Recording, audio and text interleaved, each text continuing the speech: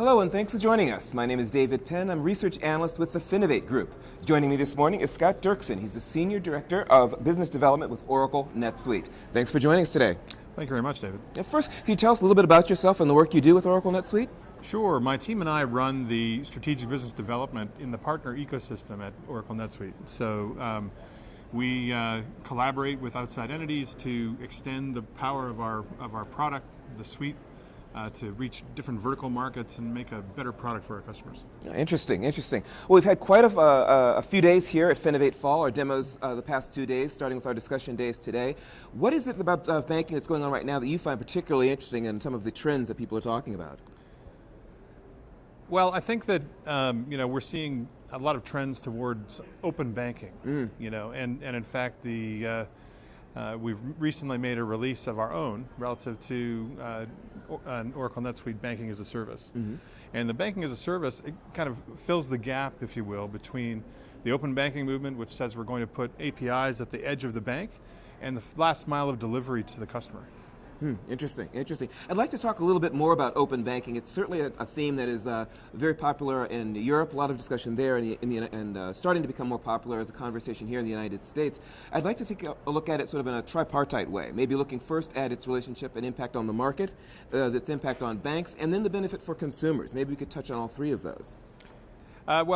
So let's start with the market. I think that open banking is very important to the market in the sense that historically, the banks have had data in a bit of a walled garden. It's been difficult to transact. It's, the banks have been living in isolation in terms of delivery of their services and that sort of thing.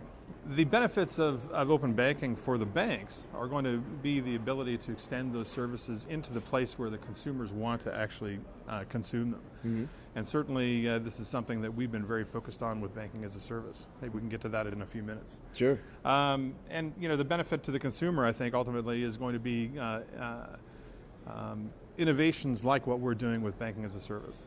We've done quite a lot of work with our customers to determine where it is that they want to consume those services, and invariably, they want to use them in the places where they're actually doing their work. Sure. So, as opposed to the old way where I might have to log into my banking portal, copy and paste data, these sorts of things, I think that's becoming an antiquated concept. Definitely, let's talk more about the idea of banking as a service. We've been talking with some of the folks here about the idea of the difficulty of banks making this transition and the role of companies like yours in terms of helping them make that transition. I wonder if you could talk a little bit about that work and maybe some of the successes or some of the examples of companies or banks rather that have really managed to be able to take that challenge and maybe even run with it. Sure. Well, I think I've had a lot of the same questions while we've been here at Finovate. What does the solution do in terms of solving that cultural challenge? And I don't know that there's really a great answer for that. However, the fact of the matter is that the